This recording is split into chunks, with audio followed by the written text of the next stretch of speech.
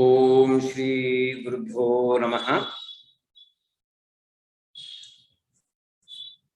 ಎಲ್ಲರಿಗೂ ನಮಸ್ಕಾರ. ರಾಮತೀರ್ಥ ಸೇವಾ ಫೌಂಡೇಶನ್ ಪ್ರತಿ ತಿಂಗಳು ಎಂದೂ ಮಾಸದ ನೆನಪು ಶೀರ್ಷಿಕೆ ಅಡಿಯಲ್ಲಿ ಕಾರ್ಯಕ್ರಮ ನಡೆಸ್ಕೊಂಡು ಬರ್ತಾ ಇತ್ತು. ಅದೇ ಶೀರ್ಷಿಕೆ ಅಡಿಯಲ್ಲಿ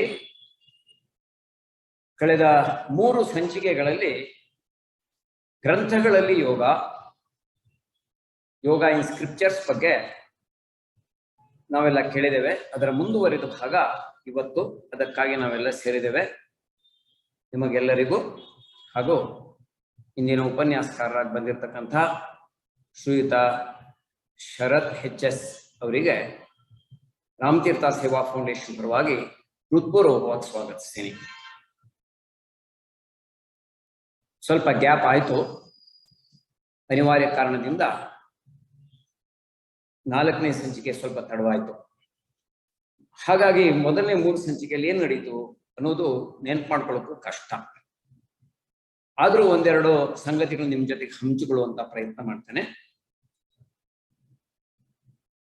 ಮೊದಲ 3 ಸಂಚಿಕೆಗಳಲ್ಲಿ ಯೋಗಶಾಸ್ತ್ರದ ಕಾಲಾನುಕ್ರಮ, ಅಂದರೆ ಯೋಗಶಾಸ್ತ್ರ ಹೇಗೆ ಬಂತು, ವೇದಗಳಲ್ಲಿ ಹೇಗೆ ಬಂತು, ಉಪನಿಷತ್ತುಗಳಲ್ಲಿ, ಭಗವದ್ಗೀತೆಯಲ್ಲಿ, ವಿಷ್ಣು ಸಹಸ್ರನಾಮದಲ್ಲಿ ಯೋಗದ ವ್ಯಾಖ್ಯೆ ಏನು, ಷಡ್ದರ್ಶನಗಳಲ್ಲಿ ಒಂದಾದ ಯೋಗ ದರ್ಶನ ಹೇಗೆ, ಇದರ ಒಂದಿಷ್ಟು ಮಾಹಿತಿಗಳನ್ನು ನಮ್ಗೆ ಕೊಟ್ಟಿದ್ದಾರೆ. ಪಾತಂಜಲಿ ಯೋಗ ದರ್ಶನ ನಾವೆಲ್ಲ ಕೇಳ್ತೀವಿ. ಪತಂಜಲಿ ಯೋಗವ ಅಂತ ತುಂಬಾ ಜನ ಕೇಳ್ತಾರೆ. ಅಷ್ಟಾಂಗ ಯೋಗ, ಅದರ ಕುರಿತು ಅದು 8 ಮೆಟ್ಟಿಲುಗಳು, ಯಮನಿಯಮದಿಂದ ಸಮಾಧಿಯವರೆಗೆ. ಸಮಾಧಿ ಅಂದ್ರೆ ಏನು, ಹಾಗೆ ಯಾಜ್ಞವಲ್ಕ್ಯರು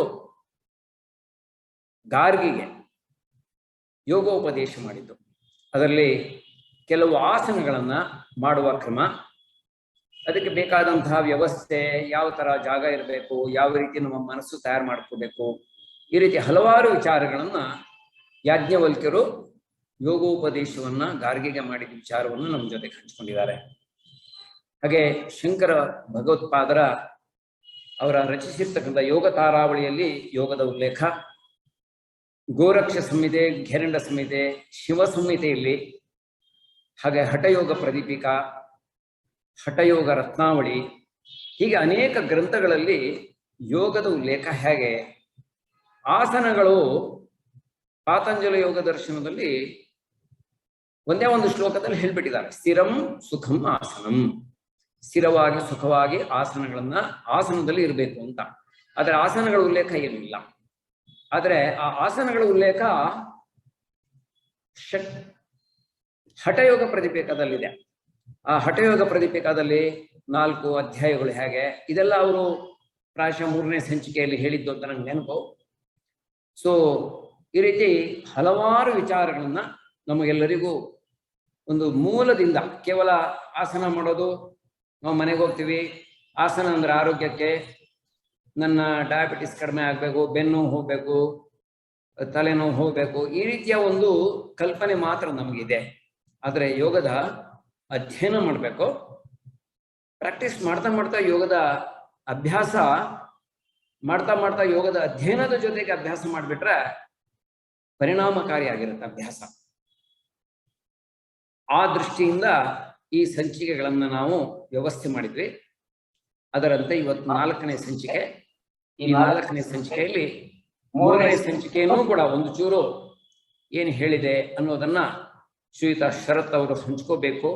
ನಂತರ 4ನೇ ಸಂಚಿಕೆಯನ್ನ ಕಂಟಿನ್ಯೂ ಮಾಡಬೇಕು ಅಂಥೇಳಿ ಅವರಲ್ಲಿ ನಾನು ವಿನಂತಿಸ್ತಾ, ಇವತ್ತಿನ ಈ ಕಾರ್ಯಕ್ರಮಕ್ಕೆ ಬಂದಿರತಕ್ಕಂತಹ ತಮಗೆಲ್ಲರಿಗೂ ಹೃತ್ಪೂರ್ವಕವಾಗಿ ಸ್ವಾಗತಿಸ್ತಾ, ಹಾಗೆ ಶ್ರೀಯುತ ಶರತ್ ಅವರು ಈಗ ಈ ಕಾರ್ಯಕ್ರಮ ನಡೆಸ್ಕೊಡ್ಬೇಕೇಳಿ ಅವ್ರನ್ನ ಪ್ರಾರ್ಥಿಸ್ತೀನಿ. ನಮಸ್ಕಾರ. ಷಟ್ಕಪ್ರದ ವೈಭವಾಭ್ಯಾಂ ಸಮಾಧಿದಾನಂ ವ್ರತದೀಕ್ಷಿತಾಭ್ಯಾಂ ರಮಾಧವಾಂಘ್ರಿ ಸ್ಥಿರ ಭಕ್ತಿದಾಭ್ಯಾಂ ನಮೋ ನಮಃ ಶ್ರೀ ಗುರುಪಾದುಕಾಭ್ಯಾಂ. ಎಲ್ಲರಿಗೂ ನಮಸ್ಕಾರ.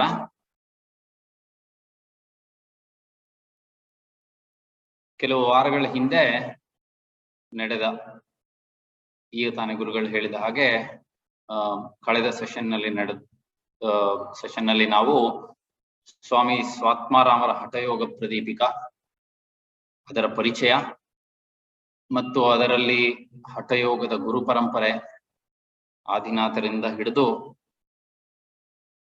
ಗೋರಕ್ಷನಾಥ, ಮತ್ಸ್ಯೇಂದ್ರನಾಥ, ಆಮೇಲೆ ಗೋರಕ್ಷನಾಥ, ಆಮೇಲೆ ಸ್ವಾತ್ಮಾರಾಮರು, ಈ ಗುರು ಪರಂಪರೆ ಮತ್ತೆ ಅದರಲ್ಲಿ ಇರುವ ಅಧ್ಯಾಯಗಳು, ಅದರಲ್ಲಿ ಇರುವ ಆಸನಗಳು, ಸುಮಾರು ಒಟ್ಟು 15 ಆಸನಗಳ ವಿವರಣೆ ಕೊಟ್ಟಿದ್ದಾರೆ.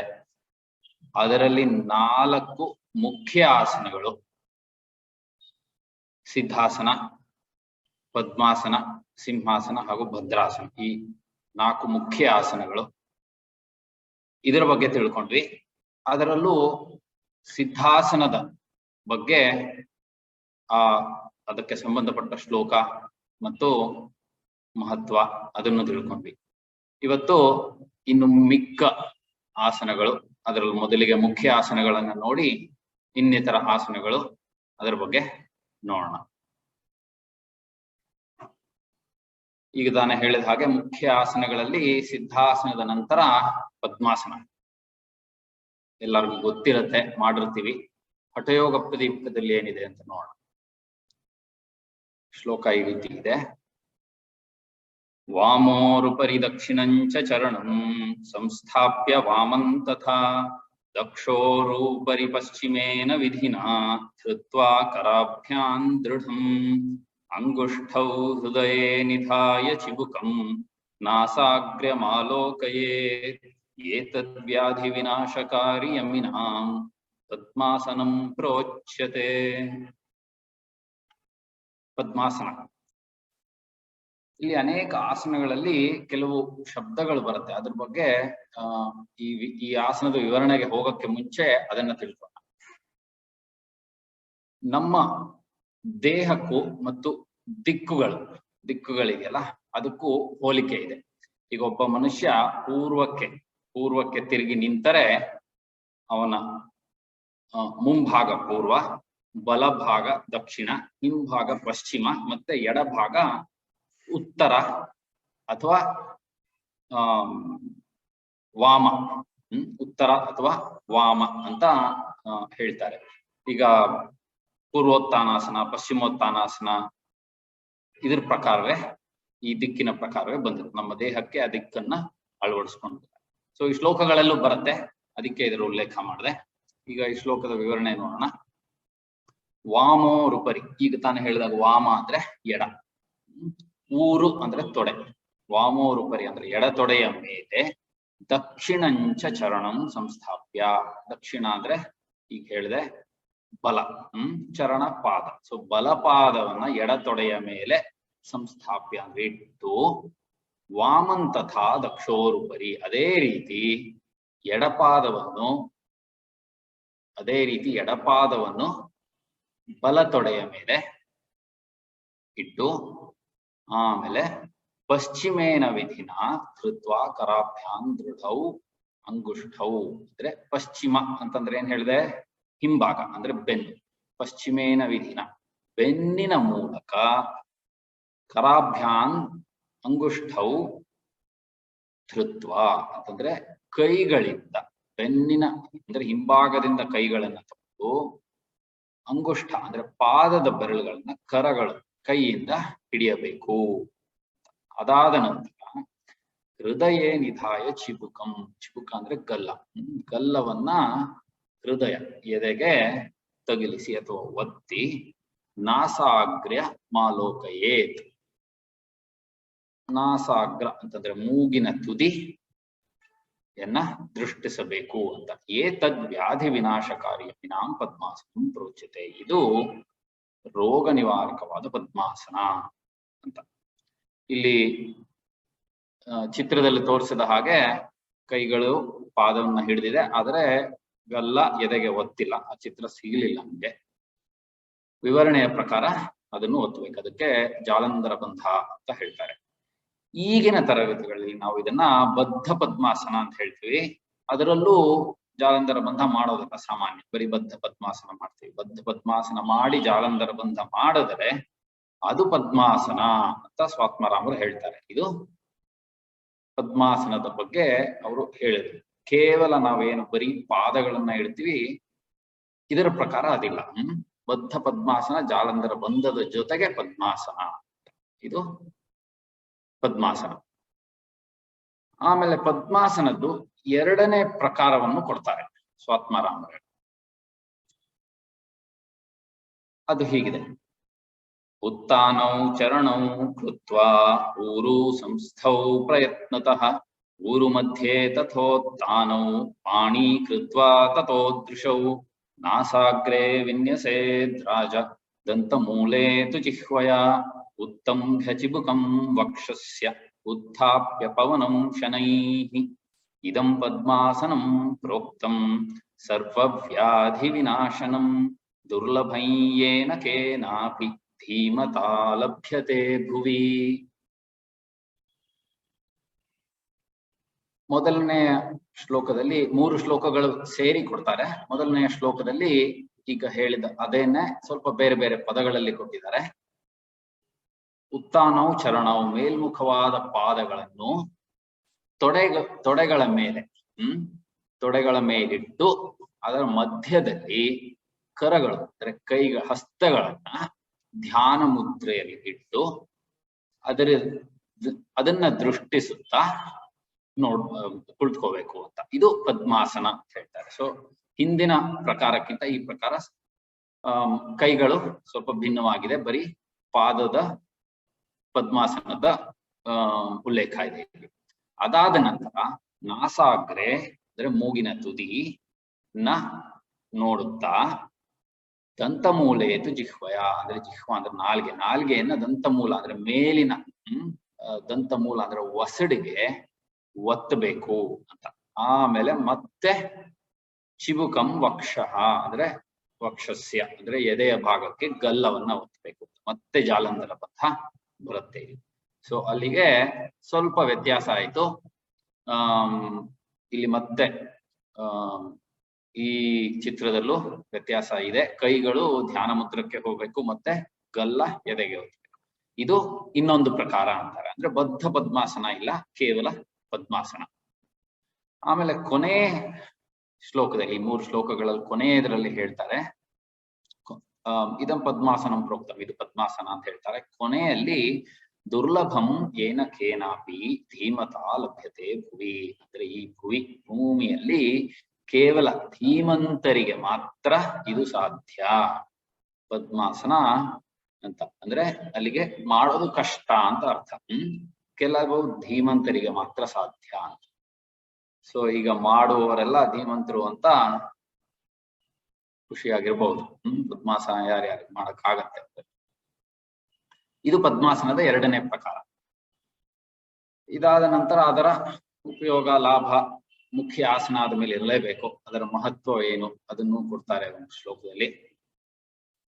ಕೃತ್ವಾ ಸಂಪುಟಿತೌ ಕರೌ ದೃಢತರಂ ಬದ್ಧ್ವಾತು ಪದ್ಮಾಸನಂ ಗಾಢಂ ವಕ್ಷಸಿ ಸನ್ನಿಧಾಯ ಚಿಬುಕಂ ಧ್ಯಾಯಂಶ್ಚ ತಚ್ಚೇತಸಿ ವಾರಂ ವಾರಮಪಾನಮೂರ್ಧ್ವಮನಿಲಂ ಪ್ರೋತ್ಸಾರಯನ್ ಪೂರಿತಂ ನ್ಯಂಚನ್ ಪ್ರಾಣಮುಪೈತಿ ಬೋಧಮತುಲಂ ಶಕ್ತಿ ಪ್ರಭಾವಾನ್ ನರಃ. ಮತ್ತೆ ಮೊದಲನೇ ಭಾಗ ಅರ್ಧ ಶ್ಲೋಕ ಪದ್ಮಾಸನದ ಬಗ್ಗೆನೆ. ಈಗ ತಾನೇ ಏನ್ ಹೇಳಿದ್ವಿ ಅದೇ ರೀತಿ ಪದ್ಮಾಸನದಲ್ಲಿ ಕುಳಿತುಕೊಳ್ಬೇಕು ಅಂತ ಧ್ಯಾನ ಮುದ್ರೆಯಲ್ಲಿ ಇಟ್ಟು, ಅದಾದ ನಂತರ ಅಪಾನ, ಆಮೇಲಿಂದ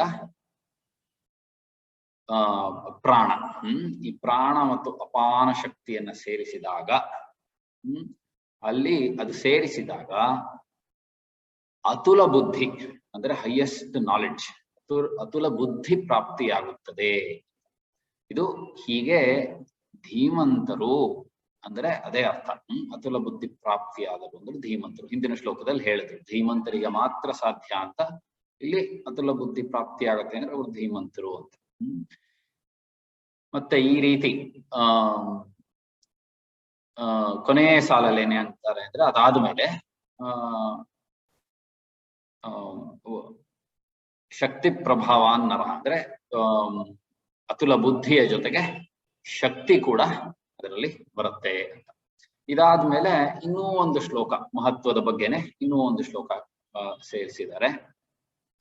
ಪದ್ಮಾಸನೆ ಸ್ಥಿತೋ ಯೋಗಿ ನಾಡಿ ದ್ವಾರೇಣ ಪೂರಿತಂ ಮಾರುತಂ ಧಾರಯೇದ್ಯಸ್ತು ಸಮುಕ್ತೋ ನಾತ್ರ ಸಂಶಯ. ಅಂದ್ರೆ ಈ ರೀತಿ ಪದ್ಮಾಸನದಲ್ಲಿ ಕುಳಿತು ಈಗ ತಾನೇ ಹೇಳಿದಾಗೆ ಪ್ರಾಣಾಪಾನ ಈ ಪ್ರಾಣಶಕ್ತಿಗಳನ್ನ ನಾಡಿಗಳಲ್ಲಿ ನಾಡಿ ದ್ವಾರೇಣ ಪೂರಿತಂ ನಾಡಿಗಳಲ್ಲಿ ಮಾರುತಂ ಅಂದ್ರೆ ಅದೇ ಈ ಪಂಚ ಪ್ರಾಣ ಅಂತ ಏನೇ ಹೇಳ್ತೀವಿ ಅದಷ್ಟು ಸೇರಿ ಮಾರುತ ಅದನ್ನ ನಾಡಿಗಳಲ್ಲಿ ತುಂಬಿಕೊಂಡರೆ ಸಹ ಅವನಿಗೆ ಮುಕ್ತೋ ನಾತ್ರ ಸಂಶಯ. ಅಂದ್ರೆ ಮುಕ್ತಿಗೆ ಇಲ್ಲಿ ಮುಕ್ತಿ ಅಂದ್ರೆ ಮೋಕ್ಷ, ಅದಕ್ಕೆ ಸಂಶಯವಿಲ್ಲ. ಅಂದ್ರೆ ಅದೇ ಮಹತ್ವವಾದ ಆಸನವಾದರಿಂದ ಮೋಕ್ಷಕ್ಕೆ ಈ ಆಸನದಲ್ಲಿ ಕುಳಿತು ಧ್ಯಾನ ಮಾಡುವುದು ಮೋಕ್ಷಕ್ಕೆ ಒಂದು ದಾರಿ. ಇದು ಪದ್ಮಾಸನದ ಮಹತ್ವ. ಇದು ಎರಡನೇ ಪದ್ಮಾಸನ, ಎರಡನೇ ಮುಖ್ಯ ಆಸನ. ಇದಾದ ನಂತರ ಸಿಂಹಾಸನ. 4 ಆಸನಗಳಲ್ಲಿ ಮುಖ್ಯ ಆಸನ ಸಿಂಹಾಸನ. ಸಿಂಹಾಸನದ ಬಗ್ಗೆ ಏನ್ ಹೇಳ್ತಾರೆ?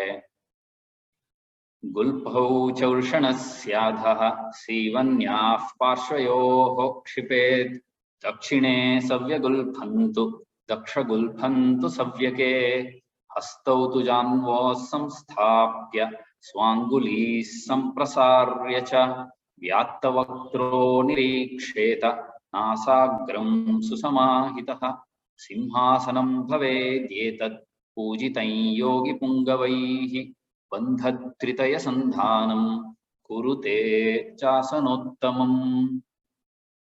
ಗುಲ್ಫ. ಗುಲ್ಫ ಅಂತಂದ್ರೆ ಆಂಕಲ್. ಗುಲ್ಫ ಅಂತಂದ್ರೆ ಆಂಕಲ್. ವೃಷಣ ಅಂದ್ರೆ ವೃಷ್ಣಿ. ವೃಷಣ ಅಂತಂದ್ರೆ ನಮ್ಮ ಮೂತ್ರ ವಿಸರ್ಜನಾಂಗ. ವೃಷಣಸ್ಯ ಅಧಃ ಅಂದ್ರೆ ಮೂತ್ರ ವಿಸರ್ಜನಾಂಗದ ಕೆಳಗೆ.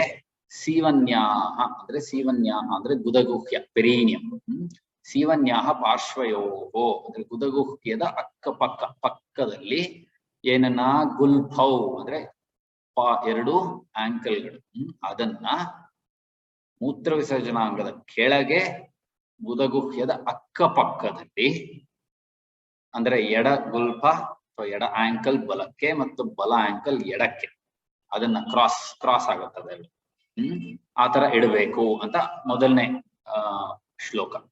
ದಕ್ಷಿಣೆ ಸವ್ಯಗುಲ್ಫಂ, ಆಮೇಲೆ ದಕ್ಷಗುಲ್ಫಂ ಸವ್ಯಕ್ಕೆ ಅಂದ್ರೆ ಎಡ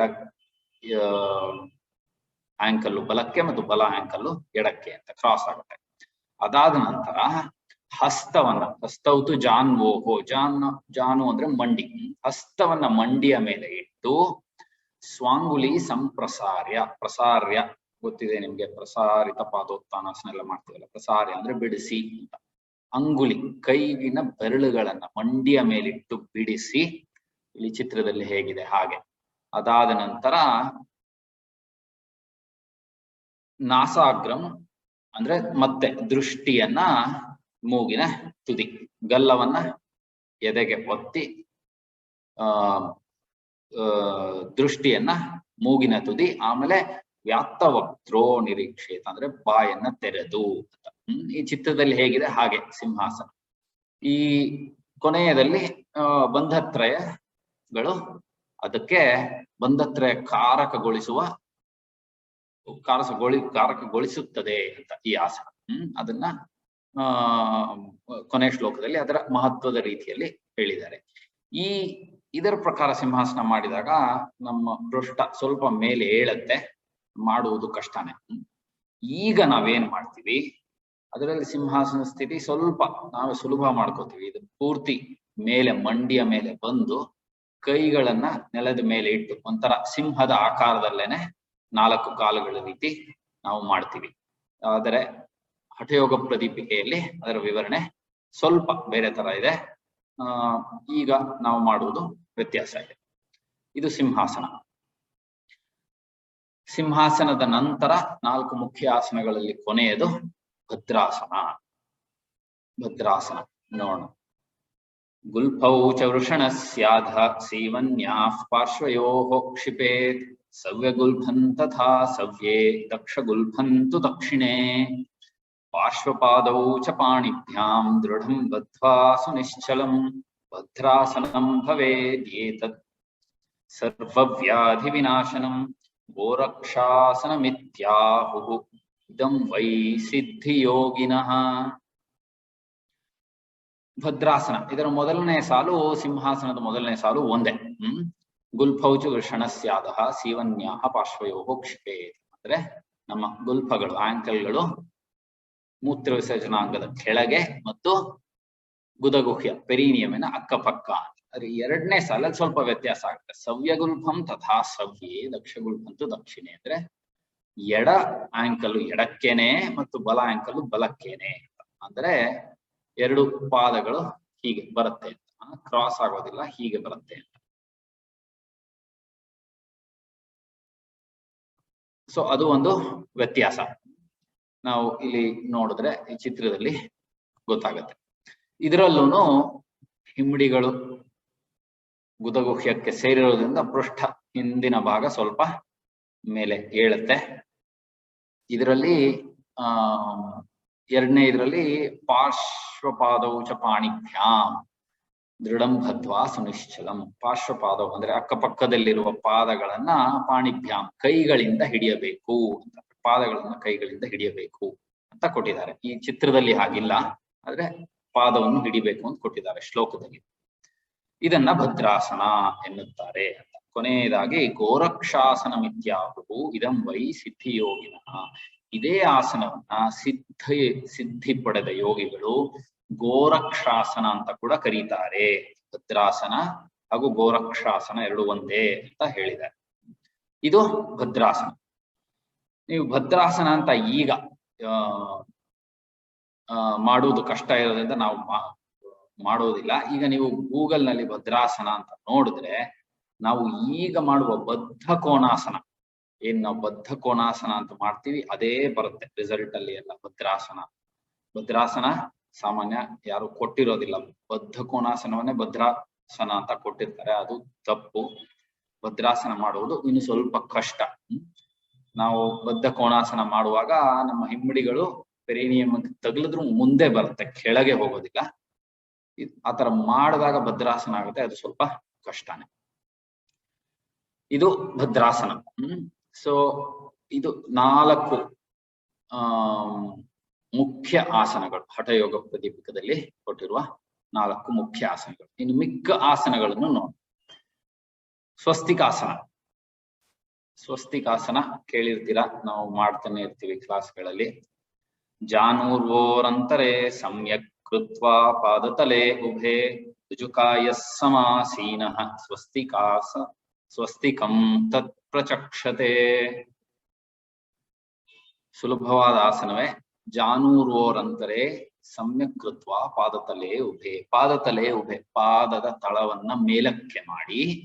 ಜಾನು ಊರು ಅಂದ್ರೆ ಮಂಡಿ ಮತ್ತು ನಮ್ಮ ತೊಡೆ, ಮಂಡಿ ಮತ್ತು ತೊಡೆಯ ಮಧ್ಯದಲ್ಲಿ ಮೇಲ್ಮುಖವಾಗಿ ಪಾದವನ್ನ ಇಡಬೇಕು. ಮಂಡಿ ಮತ್ತು ತೊಡೆಯ ಮಧ್ಯದಲ್ಲಿ ಅಂದ್ರೆ ನಮ್ಮ ಕಾಫ್ ಮಸಲ್ ಮತ್ತೆ ತೊಡೆ ಇರುತ್ತಲ್ಲ, ಅದು ಸೇರುವ ಹಾಗೆ. ನಾವು ಕ್ಲಾಸಿನಲ್ಲಿ ಇದನ್ನ ಈಗ ಮಾಡ್ತೀವಿ, ಏನು ವ್ಯತ್ಯಾಸ ಇಲ್ಲ, ಸರಳವಾದ ಆಸನವೇ. ಅದರ ಜೊತೆಗೆ ರುಜುಕಾಯ ಸಮಾಸೀನಃ ಅಂದ್ರೆ ಬೆನ್ನು ನೇರವಾಗಿರ್ಬೇಕು ಅಂತಾನು ಹೇಳ್ತಾರೆ. ಇದು ಸ್ವಸ್ತಿಕಾಸನ, ಸುಲಭವಾದ ಆಸನ. ಇದಾದ ನಂತರ ಸ್ವಸ್ತಿಕಾಸನ, ಇದಾದ ಮೇಲೆ ಗೋಮುಖಾಸನ. ಇದು ಗೊತ್ತಿದೆ ನಿಮಗೆ. ಗೋಮುಖಾಸನ ಈ ರೀತಿ ಹೇಳ್ತಾರೆ. ಸವ್ಯೇ ದಕ್ಷಿಣ ಗುಲ್ಫಂತು ಪೃಷ್ಠ ಪಾರ್ಶ್ವೇ ನಿಯೋಜಯೇತ್ ದಕ್ಷಿಣೇಪಿ ತಥಾ ಸವ್ಯಂ ಗೋಮುಖಂ ಗೋಮುಖಾಕೃತಿ. ಗೋಮುಖಾಸನ. ಸವ್ಯೇ ದಕ್ಷಿಣ ಗುಲ್ಫಂ. ಸವ್ಯೆ ಅಂದ್ರೆ ಎಡ, ಎಡಕ್ಕೆ ದಕ್ಷಿಣ ಅಂದ್ರೆ ಬಲ. ಬಲ ಆಂಕಲ್ ಅನ್ನು ಸವ್ಯ ಪೃಷ್ಠ ಪಾರ್ಶ್ವೇ ಅಂದ್ರೆ ಎಡ ಬಟಕ್ ಅಥವಾ ತೊಡೆಯ ಮೂಲ, ಎಡ ಬಟಕ್ ಪಕ್ಕದಲ್ಲಿ ಬಲ ಆಂಕಲ್ ಅನ್ನು ಇಡಬೇಕು. ಅದಾದ ನಂತರ ದಕ್ಷಿಣೇಪಿ ತಥಾ ಸವ್ಯಂ, ಅದೇ ರೀತಿ ಬಲ ತೊಡೆಯನ್ನು ಎಡ ಆಂಕಲ್ ಪಕ್ಕದಲ್ಲಿ, ಮತ್ತೆ ಬಲ ಆಂಕಲ್ ಅನ್ನ ಎಡ ತೊಡೆಯ ಪಕ್ಕದಲ್ಲಿ, ಮತ್ತೆ ಎಡ ಆಂಕಲ್ ಅನ್ನ ಬಲ ತೊಡೆಯ ಪಕ್ಕದಲ್ಲಿ ಇಡಬೇಕು ಅಂತ. ಸೊ ಇಲ್ಲಿ ಕೊಟ್ಟಿರುವ ಹಾಗೆ ಮಂಡಿಗಳು ಒಂದರ ಮೇಲೆ ಒಂದು ಬರುತ್ತೆ. ಇಷ್ಟೇ ಕೊಟ್ಟಿರೋದು ಗೋಮುಖಾಸನ. ಗೋಮುಖಂ ಗೋಮುಖಾಕೃತಿ. ಈ ರೀತಿ ಕಾಲುಗಳನ್ನ ಮಾಡಿದ್ರೆ ಗೋಮುಖ ಅಂದ್ರೆ ಗೋವಿನ ಮುಖದ ಆಕೃತಿಯನ್ನ ಹೋಲುವ ಗೋಮುಖಾಸನ ಇದು ಅಂತ ಕೊಟ್ಟಿದ್ದಾರೆ ಅಷ್ಟೇ. ನಾವೀಗ ಮಾಡುವಾಗ ಕೈಗಳನ್ನ ಒಂದು ಮೇಲೆ ಇನ್ನೊಂದು ಕೆಳಗೆ ಬೆನ್ನಿನ ಹಿಂದೆ ತಗೊಂಡು ಸೇರಿಸ್ತೀವಿ. ಇದರಲ್ಲಿ ಕೈಗಳ ವಿವರಣೆ ಇಲ್ಲ, ಬರೀ ಕಾಲಿನ ವಿವರಣೆ ಇದೆ ಅಷ್ಟೇ ಶ್ಲೋಕ. ಆಮೇಲೆ ಕೈಗಳು ಅದಕ್ಕೆ ಸೇರ್ಪಡೆ ಆಗಿದೆ, ಕೈ ಈ ಆಸನಕ್ಕೆ ಕೈಯಿನ ಭಂಗಿ. ಇಷ್ಟೇ ಗೋಮುಖಾಸನ. ಇದು ಗೋಮುಖಾಸನ. ಇದಾದ ನಂತರ ವೀರಾಸನ. ಏಕಂ ಪಾದಂ ತಥೈಕಸ್ಮಿನ್ ವಿನ್ಯಸೇತ್ ಊರುಣಿ ಸ್ಥಿರಂ ಇತರಸ್ಮಿನ್ ತಥಾ ಚೋರುಂ ವೀರಾಸನಮಿತೀರಿತಂ.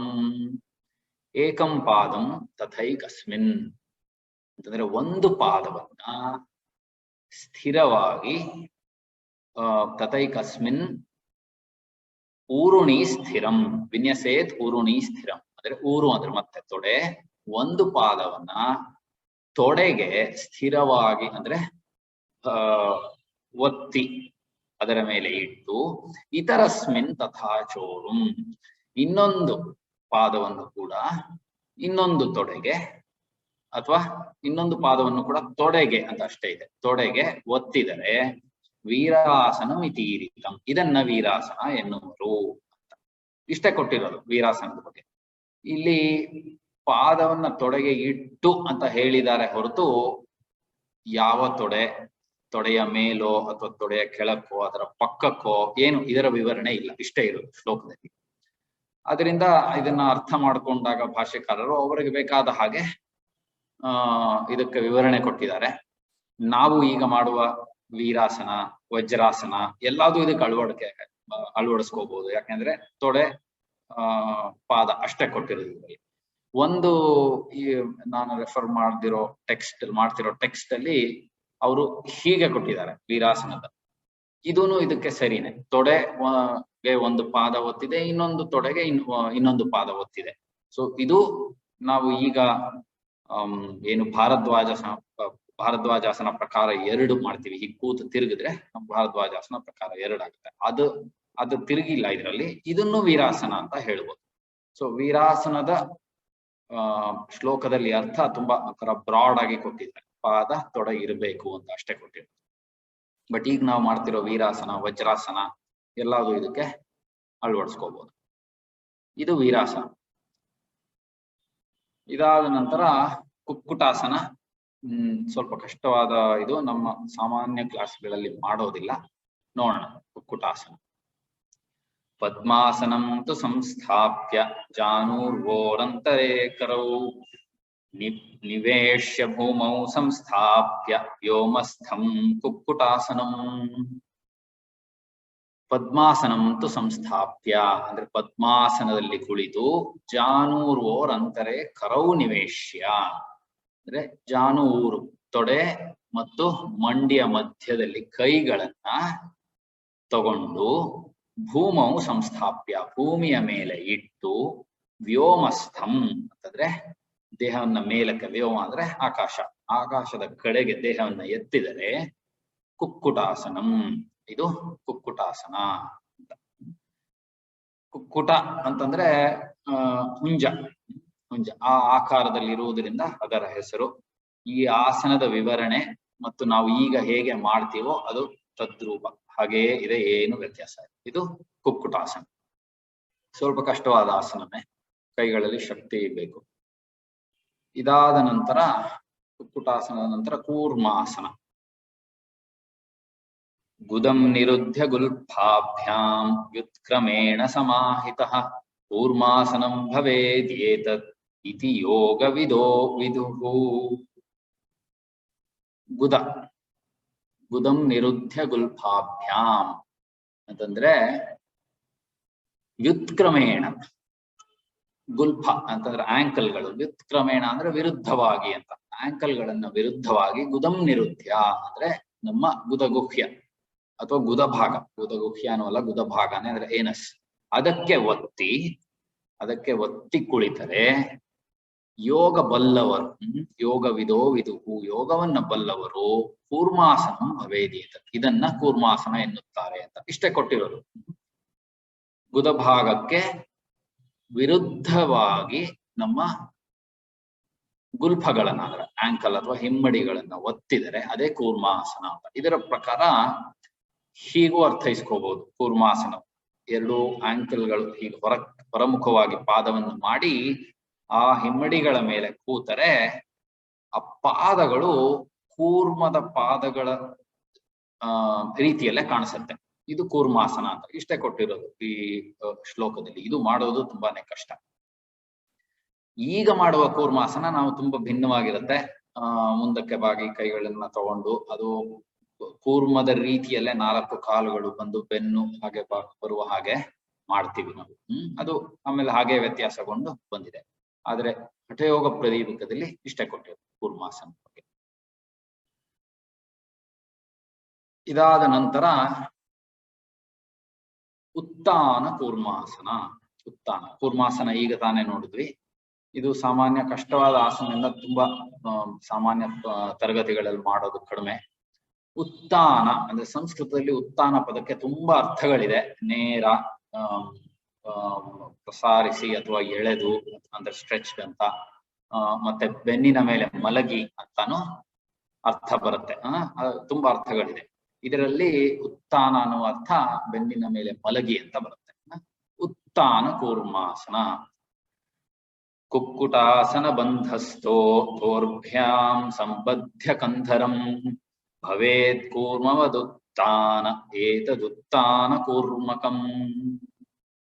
ಅಂದ್ರೆ ಕುಕ್ಕುಟಾಸನ ಬಂಧಸ್ಥೋ, ಕುಕ್ಕುಟಾಸನದಲ್ಲಿ ಕುಳಿತು ಬಂಧಸ್ಥೋ ದೌರ್ಭ್ಯಾಂ ಸಂಬಂಧ್ಯ ಕಂಧರಂ. ಕಂಧರ ಅಂದ್ರೆ ಕತ್ತು, ಕತ್ತು. ದೌರ್ಭ್ಯಾಂ ಎರಡೂ ಕೈಗಳಿಂದ, ಕುಕ್ಕುಟಾಸನದಲ್ಲಿ ಕುಳಿತು ಕೈಗಳಿಂದ ಕತ್ತನ್ನ ಹಿಡಿದರೆ ಅಂತ. ಅದು ಕುಕ್ಕುಟಾಸನದಲ್ಲಿ ಕೈಗಳ ಮೇಲೆ ಕೂತಿರ್ತೀವಿ, ಹಾಗೇನೆ ಮಾಡೋದು ಕಷ್ಟ. ಆದ್ರಿಂದ ಉತ್ತಾನ ಕೂರ್ಮಾಸನ ಅಂದ್ರೆ ಬೆನ್ನಿನ ಮೇಲೆ ಮಲಗಿ ಅದೇ ರೀತಿ ಕೈಗಳನ್ನ ತೊಡೆಗಳ ಮಧ್ಯದಲ್ಲಿ ತಗೊಂಡು ಕತ್ತನ್ನ ಹಿಡಿದರೆ, ಈ ಚಿತ್ರದಲ್ಲಿ ತೋರಿಸಿಲ್ಲ, ಭುಜ ತೋರಿಸಿದ್ದಾರೆ, ತಪ್ಪದು. ಕತ್ತನ್ನ ಹಿಡಿದರೆ ಭವೇದೇತದುತ್ತಾನಂ. ಇದು ಬೆನ್ನಿನ ಮೇಲೆ ಮಲಗಿರುವ ಕೂರ್ಮ ಅಂತ. ಉತ್ತಾನ ಕೂರ್ಮದ ರೀತಿಯಲ್ಲಿರುತ್ತೆ ಅಂತ, ಅದು ಉತ್ತಾನ ಕೂರ್ಮಾಸನಂ. ಸ್ವಲ್ಪ ಇದು ತುಂಬಾನೇ ಕಷ್ಟವಾದ ಆಸನ. ಇದರ ವಿವರಣೆಯು ಇದೆ ಹಠಯೋಗ ಪ್ರದೀಪ. ಇದಾದ ನಂತರ ಧನುರಾಸನ ಕೇಳಿರ್ತೀರಾ. ಪಾದಾಂಗುಷ್ಠೌ ತು ಪಾಣಿಭ್ಯಾಂ ಗೃಹೀತ್ವಾ ಶ್ರವಣಾವಧಿ ಧನುರಾಕರ್ಷಣಂ ಕುರ್ಯಾತ್ ಧನುರಾಸನಮುಚ್ಯತೆ. ಪಾದಾಂಗುಷ್ಠೌ ತು ಪಾಣಿಭ್ಯಾಂ, ಪಾದದ ಅಂಗುಷ್ಠಗಳನ್ನ ಪಾಣಿಗಳಿಂದ ಅಂದ್ರೆ ಕೈಗಳಿಂದ ಗೃಹೀತ್ವ ಹಿಡಿದು, ಶ್ರವಣಾವಧಿ, ಶ್ರವಣ ಅಂದ್ರೆ ಕಿವಿ, ಕಿವಿಯ ಕಡೆಗೆ ಎಳೆದರೆ, ಗೃಹೀತ್ವ ಅದನ್ನ ಹಿಡಿದು ಎಳೆದರೆ, ಧನುರಾಕರ್ಷಣದ ರೀತಿಯಲ್ಲಿ ಧನಸ್ಸನ್ನ ಎಳೆಯುವ ಹಾಗೆ ಎಳೆದರೆ, ಕುರ್ಯಾತ್ ಧನುರಾಸನ ಮುಚ್ಯತೆ. ಇದು ಧನುರಾಸನ ಅಂತ. ಈಗ ನಾವು ಮಾಡುವುದು ಇದೇ ರೀತಿನೇ. ಪಾದವನ್ನ ಹಿಡಿದು ಅಂಗುಷ್ಟ ಅಂತ ಕೊಟ್ಟಿದ್ದಾರೆ. ನಾವು ಕಷ್ಟ ಆಗೋದ್ರಿಂದ ಸ್ವಲ್ಪ ಆಂಕಲ್ ನ ಹಿಡಿತೀವಿ. ಆದ್ರೆ ಪಾದದ ಬೆರಳುಗಳನ್ನ ಹಿಡಿದು ಅಂಗುಷ್ಟಗಳನ್ನ ಹಿಡಿದು ಕಿವಿಯ ಕಡೆಗೆ ಎಳೆದರೆ ಅದು ಧನುರಾಸನ. ಧನುಸ್ಸಿನ ರೀತಿಯಲ್ಲಿರುವ ಧನುರಾಸನ. ಇದೇ ಶ್ಲೋಕದ ಅರ್ಥವನ್ನ ನಾವೀಗ ಏನು ಆಕರ್ಣ ಧನುರಾಸನ ಅಂತ ಮಾಡ್ತೀವಿ ಅದಕ್ಕೂ ಹೋಲಿಸಬಹುದು ಬೇಕಾದ್ರೆ. ಯಾಕಂದ್ರೆ ಅದರಲ್ಲೂ ಅದೇ ರೀತಿ ಇದರಲ್ಲಿ ಹೇಗಿರ್ಬೇಕು ಅಂತ ಕೊಟ್ಟಿಲ್ಲದೆ ಇರೋದ್ರಿಂದ ನಾವು ಕೂತು ಕೈಯಿಂದ ಅಂಗುಷ್ಟಗಳನ್ನ ಹಿಡಿದು ಪಾದವನ್ನ ಕಿವಿಯ ಕಡೆಗೆನೆ ಧನುರಾಕರ್ಷಣದ ರೀತಿಯಲ್ಲೇ ತಗೋತೀವಿ. ಸೊ ಈ ಎರಡೂ ಧನುರಾಸನ ಮತ್ತು ಆಕರ್ಣ ಧನುರಾಸನ, ಇದು ಎರಡೂ ಈ ಶ್ಲೋಕಗಳ ಅರ್ಥ ಈ ಎರಡೂ ಆಸನಗಳಿಗೆ ಅನ್ವಯಿಸುತ್ತೆ. ಇದು ಧನುರಾಸನ ಜೊತೆಗೆ ಆಕರ್ಣ ಧನುರಾಸನ ಕೂಡ. ಇದಾದ ನಂತರ ಮತ್ಸ್ಯೇಂದ್ರಾಸನ. ಮತ್ಸ್ಯೇಂದ್ರಾಸನ ನಾವು ಮಾಡ್ತೀವಿ ನಮ್ಮ ತರಗತಿಗಳಲ್ಲಿ. ವಾಮೋರು ಮೂಲಾರ್ಪಿತ ದಕ್ಷಪಾದಂ ಜಾನೋರ್ಬಹಿರ್ವೋಷ್ಟಿತ ವಾಮಪಾದಂ ಪ್ರಗೃಹ್ಯ ತಿಷ್ಠೇತ್ ಪರಿವರ್ತಿತಾಂಗಃ ಶ್ರೀಮತ್ಸ್ಯೇಂದ್ರನಾಥೋದಿತಮಾಸನಂ ಸ್ಯಾತ್. ವಾಮ ಊರು ಮೂಲಾರ್ಪಿತ ದಕ್ಷ ಪಾದಂ. ವಾಮ ಅಂದ್ರೆ ಎಡ, ಊರು ಅಂದ್ರೆ ತೊಡೆ, ಆಮೇಲೆ ದಕ್ಷ ಅಂದ್ರೆ ಬಲಪಾದ. ಸೊ ಎಡತೊಡೆಯ ಮೂಲಕ್ಕೆ ಬಲಪಾದವನ್ನ ಇಟ್ಟು, ಇಲ್ಲಿ ಆಕ್ಚುಲಿ ಮಿರರ್ ಇಮೇಜ್ ಇದೆ, ಎಡತೊಡೆಯ ಮೂಲಕ್ಕೆ ಬಲಪಾದವನ್ನು ಇಟ್ಟು ನಂತರ ಜಾನು ಬಹಿಹಿ ಅಂದ್ರೆ ಮಂಡಿಯ ಹೊರಕ್ಕೆ ವಾಮಪಾದಂ ಅಂದ್ರೆ ಎಡತೊಡೆಯ ಮೂಲಕ್ಕೆ ಬಲಪಾದ ಮತ್ತು ಜಾನು ಬಹಿಹಿ ಮಂಡಿಯ ಹೊರಕ್ಕೆ ವಾಮಪಾದ ಅಂದ್ರೆ ಎಡಪಾದವನ್ನ ಇಟ್ಟು. ಇದು ಉಲ್ಟಾ ಇದೆ, ಎರಡು ಕಡೆನೂ ಮಾಡ್ಬೋದಲ್ಲ, ಆ ರೀತಿ ಇದು ಬೇರೆ ತರ ತೋರಿಸಿದೆ ಅಷ್ಟೇ. ಪ್ರಗೃಹ್ಯ ತಿಷ್ಠೇತ್ ಅಂದ್ರೆ ನಮ್ಮ ಪಾದಗಳನ್ನ ಹಿಡಿದು, ಪರಿವರ್ತಿತ ಅಂಗಃ ಅಂದ್ರೆ ಅಂಗವನ್ನ ತಿರುಗಿಸಿದರೆ ಅದು ಶ್ರೀಮತ್ಸ್ಯೇಂದ್ರನಾಥೋ ದಿತಮಾಸನಂ ಸ್ಯಾತ್. ಇದನ್ನ ಮತ್ಸ್ಯೇಂದ್ರ, ಈ ಆಸನವನ್ನ ಮತ್ಸ್ಯೇಂದ್ರನಾಥರು ಹೇಳಿದರು ಅಂತ ಅಂದ್ರೆ ಮತ್ಸ್ಯೇಂದ್ರನಾಥಾಸನ, ಮತ್ಸ್ಯೇಂದ್ರಾಸನ. ಈಗ ನಾವು ಮಾಡುವುದು ಸುಮಾರು ಹೀಗೇನೆ, ಆದರೆ ಇದನ್ನ ಅರ್ಧ ಮತ್ಸ್ಯೇಂದ್ರಾಸನ ಅಂತ ಕರಿತೀವಿ ನಾವು. ಯಾಕೆಂದ್ರೆ ಇದರಿಂದ ಇನ್ನೂ ಒಂದು ಕೈಗಳನ್ನ ತಿರುಗಿಸಿ ಹಿಡಿದು ಮಾಡಿದ ಮೇಲೆ ಅದನ್ನ ಪರಿಪೂರ್ಣ ಮತ್ಸ್ಯೇಂದ್ರಾಸನ ಅಂತ, ಇನ್ನೂ ಕ್ಲಿಷ್ಟವಾದ ಆಸನ ಇದೆ, ಇದನ್ನ ಅರ್ಧ ಮತ್ಸ್ಯೇಂದ್ರಾಸನ ಅಂತ ಕರಿತೀವಿ. ಶ್ಲೋಕದಲ್ಲಿ ಕೊಟ್ಟಿರೋದು ಇದನ್ನೇ ಮತ್ಸ್ಯೇಂದ್ರಾಸನ ಅಂತ ಕೊಟ್ಟಿದ್ದಾರೆ. ಈ ಮತ್ಸ್ಯೇಂದ್ರಾಸನ, ಮತ್ಸ್ಯೇಂದ್ರರು ಅಂದ್ರೆ ಗುರು ಪರಂಪರೆಯಲ್ಲಿ ಒಬ್ಬ ಮುಖ್ಯ ಗುರುವಾಗಿರುವ, ಹಠಯೋಗ ಗುರು ಪರಂಪರೆಯಲ್ಲಿ ಮುಖ್ಯವಾದ ಗುರು, ಅವರ ಹೆಸರು ಅಥವಾ ಅವರು ಇಟ್ಟ ಹೆಸರು, ಅದರಿಂದ ಅದಕ್ಕೊಂದು ಮಹತ್ವನು ಕೊಟ್ಟಿದ್ದಾರೆ. ಸ್ವಾತ್ಮಾರಾಮರು ಆ ಮಹತ್ವದ ಶ್ಲೋಕ ಹೀಗಿದೆ. ಮತ್ಸ್ಯೇಂದ್ರ ಪೀಠಂ ಜಠರ ಪ್ರದೀಪ್ತಂ ಪ್ರಚಂಡ ರುಕ್ಮಂಡಲ ಖಂಡನಾಸ್ತ್ರಂ ಅಭ್ಯಾಸತಃ ಕುಂಡಲಿನಿ ಪ್ರಬೋಧಂ ಚಂದ್ರಸ್ಥಿರತ್ವಂಚ ದದಾತಿ ಪುಂಸಾಂ. ಮತ್ಸ್ಯೇಂದ್ರಾಸನವು, ಮತ್ಸ್ಯೇಂದ್ರ ಪೀಠಂ ಆಸನ, ಜಠರ ಪ್ರದೀಪ್ತಂ ಅಂದ್ರೆ ಜಠರಾಗ್ನಿಯನ್ನ ಹೆಚ್ಚಿಸುತ್ತದೆ, ಮತ್ತೆ ಪ್ರಚಂಡ ಋಗ್ಮಂಡಲ ಅಂತಂದ್ರೆ ಋಕ್ ಮಂಡಲ ಅಂತಂದ್ರೆ ಸುತ್ತಿಕೊಳ್ಳುವಂತಹ ಪ್ರಚಂಡ ಕಾಯಿಲೆಗಳು ಅಂತ, ಅದಕ್ಕೆ ಖಂಡನಾಸ್ತ್ರಂ, ಅದನ್ನು ಹೋಗಲಾಡಿಸ, ಅದಕ್ಕೊಂದು ಖಂಡನಾಸ್ತ್ರ ಮತ್ಸ್ಯೇಂದ್ರಾಸನ ಅಂತ. ಅಂದ್ರೆ ಸುತ್ತಿಕೊಳ್ಳುವ ಕಾಯಿಲೆಗಳು ಅಂದ್ರೆ ಸಾಮಾನ್ಯ ಹೊಟ್ಟೆಗೆ ಸಂಬಂಧಪಟ್ಟಿತ್ತು, ಅದಕ್ಕೆ ಜಠರಾಗ್ನಿಯನ್ನ ಹೆಚ್ಚಿಸಿ ಆ ಹೊಟ್ಟೆಗೆ ಸಂಬಂಧಪಟ್ಟ ಕಾಯಿಲೆಗಳನ್ನ ದೂರ ಮಾಡುತ್ತದೆ ಮತ್ಸ್ಯೇಂದ್ರಾಸನ. ಅಭ್ಯಾಸತಃ ಕುಂಡಲಿನಿ ಪ್ರಬೋಧಂ ಅಂದ್ರೆ ಅಭ್ಯಾಸ ಮಾಡುತ್ತಾ ಕುಂಡಲಿನಿ ಶಕ್ತಿಯನ್ನ ಪ್ರಬೋಧಿಸುತ್ತದೆ ಅಂದ್ರೆ ಮತ್ತೆ ಹೆಚ್ಚಿಸುತ್ತದೆ. ಕೊನೆಗೆ ಚಂದ್ರ ಸ್ಥಿರತ್ವಂ ಚ ದದಾತಿ ಅಂದ್ರೆ ಚಂದ್ರ ಸ್ಥಿರತ್ವ, ಕುಂಡಲಿನಿ ಶಕ್ತಿಯು ಮೇಲೆ ಹೋಗ್ತಾ ಹೋಗ್ತಾ ಕೊನೆಗೆ ಆಜ್ಞಾಚಕ್ರ, ನಮ್ಮ ಭ್ರೂ ಮಧ್ಯದಲ್ಲಿರುವ ಆಜ್ಞಾಚಕ್ರಕ್ಕೆ ಅದು ಚಂದ್ರ ಅಥವಾ ಮನಸ್ಸಿಗೆ ಸಂಕೇತ. ಆಜ್ಞಾಚಕ್ರ ಮನಸ್ಸು ಚಂದ್ರನಿಗೆ ಹೋಲಿಸ್ತೀವಿ. ಚಂದ್ರ ಸ್ಥಿರತ್ವ, ಚಂದ್ರ ಅಂತಂದ್ರೆ ಮನಸ್ಸಿನ ಸ್ಥಿರತೆ. ಕುಂಡಲಿನಿ ಶಕ್ತಿ ಮೇಲೆ ಆಜ್ಞಾಚಕ್ರಕ್ಕೆ ಹೋದರೆ, ಮತ್ಸ್ಯೇಂದ್ರಾಸನ ಮಾಡುವುದರಿಂದ ಕುಂಡಲಿನಿ ಶಕ್ತಿ ಆಜ್ಞಾಚಕ್ರಕ್ಕೆ ಹೋಗಿ ಮನಸ್ಸಿನ ಸ್ಥಿರತೆ ಕೂಡ ಸಿಗತ್ತೆ ಅಂತ. ಇದು ಮತ್ಸ್ಯೇಂದ್ರಾಸನದ ಮಹತ್ವ. ಇದಾದ ನಂತರ ಪಶ್ಚಿಮತಾನಾಸನ. ನಾವು ಪಶ್ಚಿಮೋತ್ತಾನಾಸನ ಅಂತೀವಿ, ಪಶ್ಚಿಮತಾನಾಸನ ಎರಡು ಒಂದೇನೆ. ತಾನ ಉತ್ತಾನ ಎರಡು ಒಂದೇ ಅರ್ಥ ಬರುತ್ತೆ. ಪಶ್ಚಿಮತಾನ ಶ್ಲೋಕದಲ್ಲಿ ಛಂದಸ್ಸು ಅದೆಲ್ಲ ಸರಿ ಹೋಗೋದಕ್ಕೆ ಉತ್ತಾನದ ಬದಲು ತಾನ ಉಪಯೋಗಿಸಿದ್ದಾರೆ. ಪಶ್ಚಿಮತಾನಾಸನ. ಪ್ರಸಾರ್ಯ ಪಾದೌ ಭುವಿ ದಂಡ ರೂಪೌ ದೌರ್ಭ್ಯಾಂ ಪಾದಾತ್ ತೃತೀಯಂ ಗೃಹೀತ್ವಾ ಜಾನೂಪರಿಣ್ಯಸ್ತಲಲಾಟ ದೇಶಃ ವಸೇದಿದಂ ಪಶ್ಚಿಮತಾನಮಾಹುಃ. ಪ್ರಸಾರ್ಯ ಪಾದವು ಭುವಿದಂಡ ರೂಪವು ಅಂದ್ರೆ ಪಾದಗಳನ್ನ ಭೂಮಿಯ ಮೇಲೆ ದಂಡ ರೂಪ ಅಂದ್ರೆ ನೇರವಾಗಿ ಚಾಚಿ, ಆಮೇಲೆ ಪಾದಾಗ್ರ ದ್ವಿತಯಂ ಗೃಹೀತ್ವಾ ಅಂದ್ರೆ ಪಾದಗಳನ್ನ ಹಿಡಿದು, ಜಾನೂಪರಿ ಅಂದ್ರೆ ಮಂಡಿಯ ಮೇಲೆ, ಲಲಾಟ ಅಂದ್ರೆ ಹಣೆ, ಲಲಾಟವನ್ನ ವಸೇದ್ ಇದಂ ಇಟ್ಟರೆ, ಇದನ್ನ ಪಶ್ಚಿಮತಾನ ಮಾಹು, ಇದನ್ನು ಪಶ್ಚಿಮತಾನಾಸನ ಅಂತ ಕರಿತೀವಿ. ಪಶ್ಚಿಮ ಅಂದ್ರೆ ಆಗ್ಲೇ ಹೇಳಿದಾಗೆ ಹಿಂಭಾಗ, ಬೆನ್ನಿನ ಭಾಗ.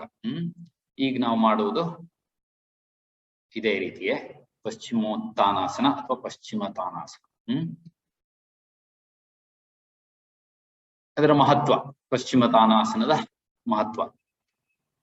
ಇತಿ ಪಶ್ಚಿಮತಾನಮಾಸನಾಗ್ರ್ಯಂ ಪವನಂ ಪಶ್ಚಿಮವಾಹಿನಂ ಕರೋತಿ, ಉದಯಂ ಜಠರಾನಲಸ್ಯ ಕುರ್ಯಾತ್ ಉದರೇ ಕಾರ್ಶ್ಯಮರೋಗತಾಂಚ ಪುಂಸಾಂ.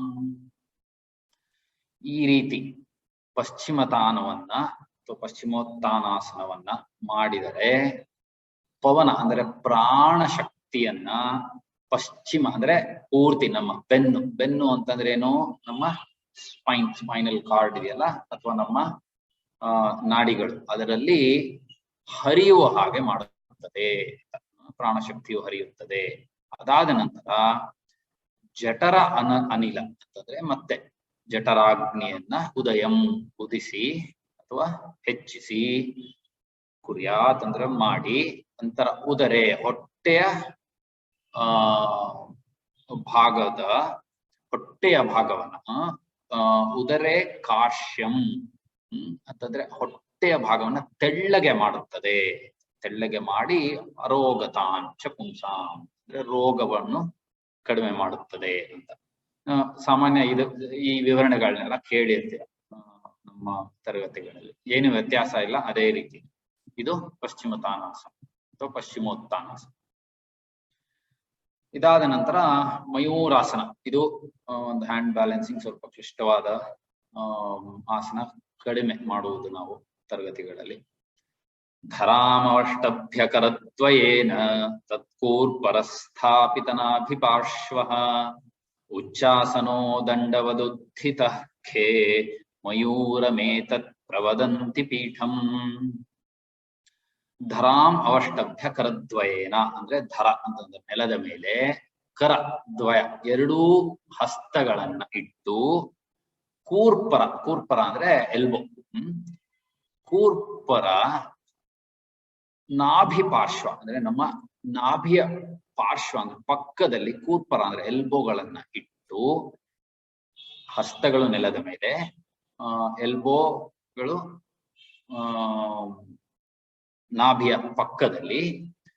ಉಚ್ಚಾಸನೋ ದಂಡವತ್ ಉತ್ಥಿತ ಖೇ ಅಂತಂದ್ರೆ ಈ ಆಸನದಲ್ಲಿ ದಂಡವತ್ ಅಂದ್ರೆ ಒಂದು ಕೋಲಿನ ರೀತಿಯಲ್ಲಿ, ಉತ್ಥಿತ ಮೇಲೆ ಎತ್ತಿದರೆ ದೇಹವನ್ನ, ಖೇ ಅಂತಂದ್ರೆ ಆಕಾಶದ ಕಡೆಗೆ ಮೇಲೆ ಎತ್ತಿದರೆ, ಮಯೂರಮೇತತ್ ಪ್ರವದಂತಿ ಪೀಠಂ.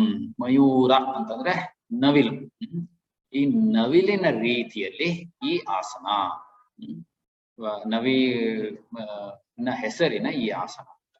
ಇಲ್ಲಿ ಪಾದಗಳು ಸ್ವಲ್ಪ ಮೇಲೆ ಹೋಗಿದೆ, ಸಾಮಾನ್ಯ ನೆಲಕ್ಕೆ ನೇರವಾಗಿರ್ಬೇಕು, ನೇರವಾಗಿಟ್ಟು ಮಾಡುವುದು ಸ್ವಲ್ಪ ಕಷ್ಟ, ಇದು ಸ್ವಲ್ಪ ಸುಲಭ. ಇದು ಮಯೂರಾಸನ. ಈಗ ನಾವು ಮಾಡುವುದು ಥೇಟ್ ಇದೇ ತರವೇ, ಏನು ವ್ಯತ್ಯಾಸ ಇಲ್ಲ. ಶ್ಲೋಕದ ವಿವರಣೆ ಹೇಗಿದೆ ಹಾಗೆ ಮಾಡುತ್ತೆ ಈಗಲೂ ಮಯೂರಾಸನ. ಮಯೂರಾಸನದ ಮಹತ್ವವನ್ನು ನೋಡೋಣ. ಹರತಿ ಸಕಲ ರೋಗಾನ್ ಆಶು ಗುಲ್ಮೋದರಾದೀನ್ ಅಭಿಭವತಿ ಚ ದೋಷಾನ್ ಆಸನಂ ಶ್ರೀಮಯೂರಂ ಬಹುಕದಶನ ಭೂಕ್ತಂ ಭಸ್ಮ ಕುರ್ಯಾದ ಶೇಷಂ ಜನಯತಿ ಜಠರಾಗ್ನಿಂ ಜಾರಯೇತ್ ಕಾಲಕೂಟಂ. ಚೆನ್ನಾಗೋಗಿದೆ ಶ್ಲೋಕ. ಹರತಿ ಸಕಲ ರೋಗಾನ್ ಆಶು ಗುಲ್ಮೋದರಾದಿ ಅಂದ್ರೆ ಗುಲ್ಮ ಅಂತಂದ್ರೆ ಅವಾಗ್ಲೇ ಹೇಳಿದ್ದು, ಗುಲ್ಫ ಅಂತಂದ್ರೆ ಆಂಕಲ್, ಗುಲ್ಮ ಅಂತಂದ್ರೆ ಗ್ಲ್ಯಾಂಡ್ಸ್. ನಮ್ಮ ದೇಹದಲ್ಲಿ ಎಷ್ಟೊಂದಿರುತ್ತೆ ಗ್ಲ್ಯಾಂಡ್ಸ್ ಅಂತ ಹೇಳ್ತೀವಲ್ಲ, ಅದು ಗ್ಲ್ಯಾಂಡ್ಸ್. ಹರತಿ ಸಕಲ ರೋಗಾನ್ ಗುಲ್ಮೋದರಾದಿ. ಗುಲ್ಮ ಮತ್ತು ಉದರ, ಗುಲ್ಮ ಉದರ, ಈ ಗುಲ್ಮ ಗ್ಲ್ಯಾಂಡ್ಸ್ ಮತ್ತು ಹೊಟ್ಟೆಯ ಭಾಗದ ಎಲ್ಲ ರೋಗಗಳನ್ನು ಹರತಿ ನಾಶ ಮಾಡುತ್ತದೆ. ಏನೋ ಮಯೂರಾಸನ. ಅಭಿಭವತಿ ಚ ದೋಷಾನ್ ಆಸನಂ ಮಯೂರಾಸನ ಅಭಿಭವತಿ ಚ ದೋಷಾನ್. ದೋಷಗಳು ಏನೋ ಹಿಂದಿನ ಅಥವಾ ಅದರ ಹಿಂದಿನ ಸೆಷನ್ ನಲ್ಲಿ ಹೇಳಿದ್ದೆ. 3 ತರಹದ ದೋಷಗಳು ನಮ್ಮ ದೇಹದಲ್ಲಿ, ಕಫ ಅಥವಾ ಕಫ, ವಾತ, ಪಿತ್ತ. ಈ ದೋಷಗಳನ್ನ ಅಭಿಭವತಿ ಅಂತಂದ್ರೆ ಮತ್ತೆ ನಾಶ ಮಾಡುತ್ತದೆ ಅಂತ. 3 ಅಂತಂದ್ರೆ ಸಮತೋಲನೆಗೆ ತರುತ್ತೆ ಕಫ, ವಾತ, ಪಿತ್ತವನ್ನ. ಯಾವುದು? ಮಯೂರಾಸನ. ಅದಾದ ನಂತರ ಬಹುಕದಶನ ಭುಕ್ತಂ ಭಸ್ಮ ಕುರ್ಯಾದ ಶೇಷಂ ಅಂತಂದ್ರೆ ಜಾಸ್ತಿ ತಿಂದರೆ ಅಥವಾ ಅಜೀರ್ಣ ಅಂತ ಏನ್ ಹೇಳ್ತೀವಿ, ಅದನ್ನ ಭಸ್ಮ ಮಾಡುತ್ತದೆ. ಅಂದ್ರೆ ಅಜೀರ್ಣಕ್ಕೂ ಈ ಆಸನ ಒಳ್ಳೆಯದು ಅಂತ. ಅಜೀರ್ಣ. ಕೊನೆಗೆ ಜನಯತಿ ಜಠರಾಗ್ನಿಂ ಜಾರಯೇತ್ ಕಾಲಕೂಟಂ. ಜನಯತಿ ಜಠರಾಗ್ನಿ, ಜಠರಾಗ್ನಿಯನ್ನ ಇದರಿಂದ ಜನಿಸುತ್ತದೆ ಅಥವಾ ಹೆಚ್ಚಿಸುತ್ತದೆ. ಏನಾಗತ್ತಾ ಜಠರಾಗ್ನಿಯಿಂದ? ಕಾಲಕೂಟ. ಕಾಲಕೂಟ ಅಂದ್ರೆ ಏನು? ವಿಷ. ನಮ್ಮ ಹೊಟ್ಟೆ ಅಥವಾ ಪೂರ್ತಿ ಡೈಜೆಸ್ಟಿವ್ ಸಿಸ್ಟಮ್ ಏನಿದೆ ಅದರಲ್ಲಿ ಇರುವ ವಿಷ ಅಂತಂದ್ರೆ ಬೇಡದೆ ಇರುವ ಅಜೀರ್ಣದಿಂದಿರಬಹುದು ಅಥವಾ ಸೆಕ್ರಿಷನ್ ಇಂದಿರಬಹುದು, ಅದರಿಂದ ಆಗುವ ವಿಷವನ್ನ ಅಂತಂದ್ರೆ ಆಸಿಡ್ಗಳು, ಇದನ್ನೆಲ್ಲ ಅದು ಭಸ್ಮ ಮಾಡುತ್ತದೆ. ಯಾವುದರಿಂದ? ಜಠರಾಗ್ನಿ. ಸೊ ಮಯೂರಾಸನಕ್ಕೆ ಅನೇಕ ಮಹತ್ವಗಳು ಇದೆ, ಮತ್ಸ್ಯೇಂದ್ರಾಸನದ ರೀತಿಯಲ್ಲೇ. ಇದು ಮಯೂರಾಸನ. ನಾವು ಮಾಡುವುದು ಈಗ ಹೀಗೆ. ಕೊನೆಯದಾಗಿ ಕೊನೆಯ ಆಸನ ಎಲ್ಲರಿಗೂ ಗೊತ್ತಿರುವ ಆಸನವೇ ಶವಾಸನ. ಉತ್ಥಾನಂ ಶವವತ್ ಭೂಮೌ ಶಯನಂ ತಚ್ಛವಾಸನಂ. ಶವಾಸನಂ ಶ್ರಾಂತಿಹರಂ ಚಿತ್ತ ವಿಶ್ರಾಂತಿಕಾರಕಂ. ಸುಲಭವಾದ ಆಸನವೇ, ಗೊತ್ತೇ ಇದೆ ಎಲ್ಲಾರ್ಗು.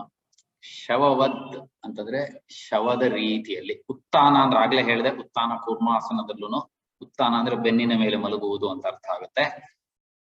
ಶಯನಂ ಅಂದ್ರೆ ಮಲಗುವುದು ಬೆನ್ನಿನ ಮೇಲೆ. ಶವವತ್, ಶವದ ರೀತಿಯಲ್ಲಿ ಮಲಗಿದರೆ ಇದೇ ಶವಾಸನ. ಅಷ್ಟೇ, ಸಿಂಪಲ್. ಅದರಿಂದ ಶವಾಸನಂ ಶ್ರಾಂತಿಹರಂ. ಶ್ರಾಂತಿ ಅಂತಂದ್ರೆ ಸುಸ್ತು.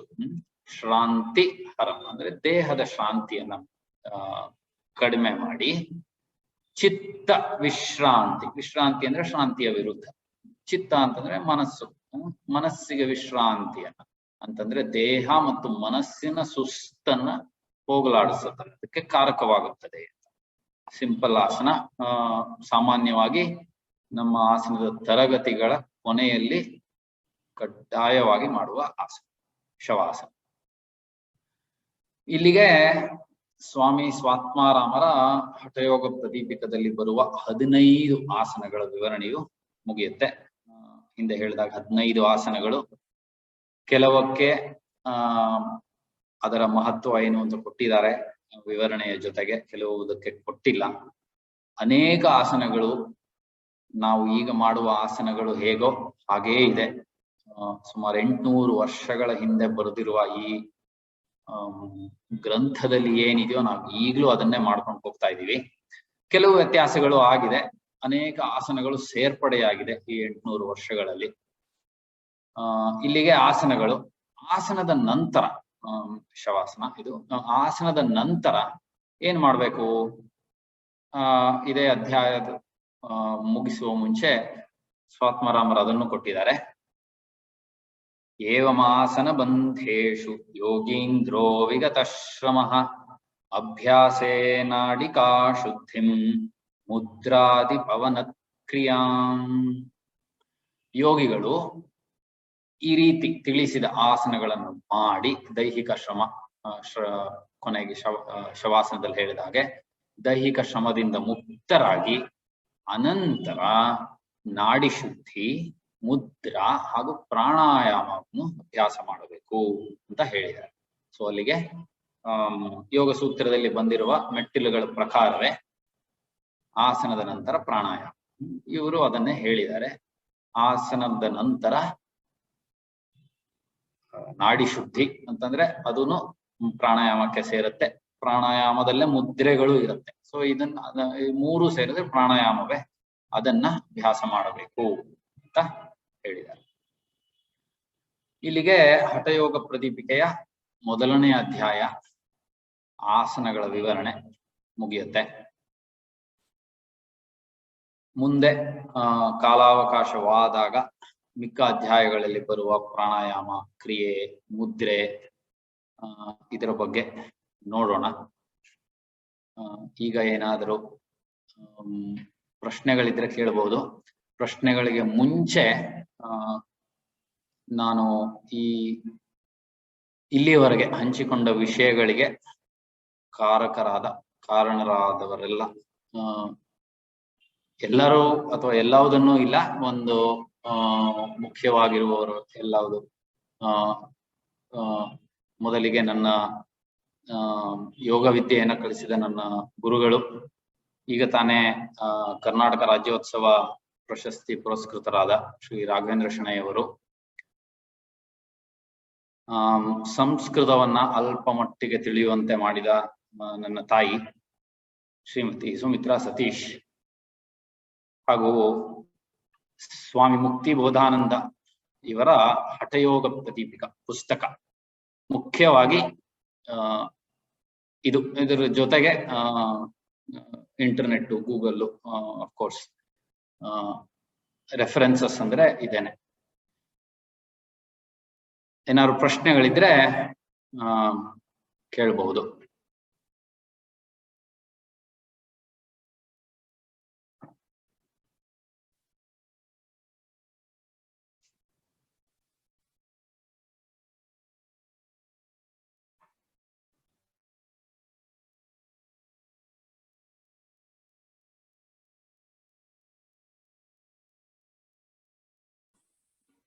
ನಾವು ಮಾಡ್ಬೇಕಾರೆ ಕೇಳಿಸುತ್ತಾ? ಹೇಳಿ.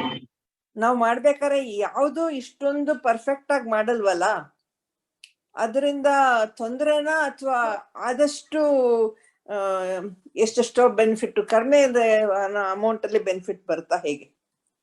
ಏನ್ ಮಾಡಿದ್ರು ಅದರಿಂದಲೇ ಉಪಯೋಗ ಅಷ್ಟೇನಾ? ಪುಸ್ತಕದಲ್ಲಿ ಇರುವುದೆಲ್ಲ ನಾನು ಹೇಳಿದ ಹಾಗೆ ಮಾಡುವುದು ಕಷ್ಟ. ಬಟ್ ನೀವು ಹಾಗೆ ತಿಳ್ಕೊಂಡಿದ್ ಸರಿ ಆದ್ರೂ ಹಾಗೆ ತಿಳ್ಕೊಬಾರ್ದು. ಯಾಕಂದ್ರೆ ಈಗ ಸುಮಾರು ಈಗ ಸ್ವಸ್ತಿಕ ಆಸನ ಮಾಡಿದ್ರೆ ಅದು ಹಾಗೆ ಇರುತ್ತೆ, ಆಸನದಲ್ಲಿ ಹೇಗಿದೆಯೋ ಹಾಗೆ ಇದೆ, ಸುಲಭವಾದ ಆಸನ. ಆಮೇಲೆ ನಾನು ಹೇಳಿದಾಗೆ ಈಗ ನಾವ್ ಎಷ್ಟೊಂದು ಆಸನಗಳು ಮಾಡ್ತೀವಿ, ಅರ್ಧ ಮತ್ಸ್ಯೇಂದ್ರಾಸನ ಅಂತ ಮಾಡ್ತೀವಿ, ಅದು ಮತ್ಸ್ಯೇಂದ್ರಾಸನ ಹೇಗಿದೆಯೋ ಹಾಗೇ ಕೊಟ್ಟಿದ್ದಾರೆ ವಿವರಣೆ, ಅದನ್ನು ಮಾಡ್ತೀವಿ. ಅದು ಪೂರ್ತಿ ಎಷ್ಟಾಗತ್ತೋ ಅಷ್ಟು ಅವರ ದೈಹಿಕ ಸಾಮರ್ಥ್ಯಕ್ಕೆ ಅನುಗುಣವಾಗಿ ಮಾಡಿದ್ರೆ ಅದೇ ಲಾಭ. ಎಲ್ಲರೂ ಒಂದೇ ತರ ಪುಸ್ತಕದಲ್ಲಿರುವಾಗ ಮಾಡಿದ್ರೆ ಭೂಮಿ ಮೇಲಿರೋ ದೇಹಗಳೆಲ್ಲ ಒಂದೇ ರೀತಿನೇ ಆಗುತ್ತೆ. ಓಕೆ, ವಂದನೆಗಳು. Thank you.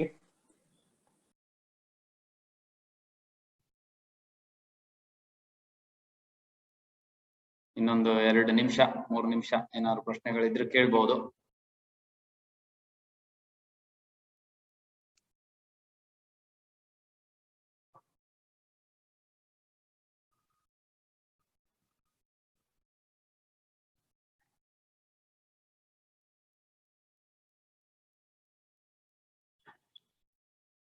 ಏನು ಪ್ರಶ್ನೆಗಳಿಲ್ಲ ಅಂದ್ರೆ ನಾನು ಶಾಂತಿ ಮಂತ್ರ ಹೇಳಿ ಮುಗಿಸುತ್ತೇನೆ. ಸ್ವಸ್ತಿ ಪ್ರಜಾಭ್ಯಾಂ ಪರಿಪಾಲಯಂತಾಂ ನ್ಯಾಯೇನ ಮಾರ್ಗೇಣ ಮಹಿಂ ಮಹೀಷಾಃ ಗೋಬ್ರಾಹ್ಮಣೇಭ್ಯಃ ಶುಭಮಸ್ತು ನಿತ್ಯಂ. ಲೋಕಾಃ ಸಮಸ್ತಾಃ ಸುಖಿನೋ ಭವಂತು. ಕಾಲೇ ವರ್ಷತು ಪರ್ಜನ್ಯಃ ಪೃಥಿವೀ ಸಸ್ಯಶಾಲಿನಿ. ದೇಶೋऽಯಂ ಕ್ಷೋಭರಹಿತಃ. ಬ್ರಾಹ್ಮಣಾಃ ಸಂತು ನಿರ್ಭಯಾಃ. ಸರ್ವೇ ಭವಂತು ಸುಖಿನಃ.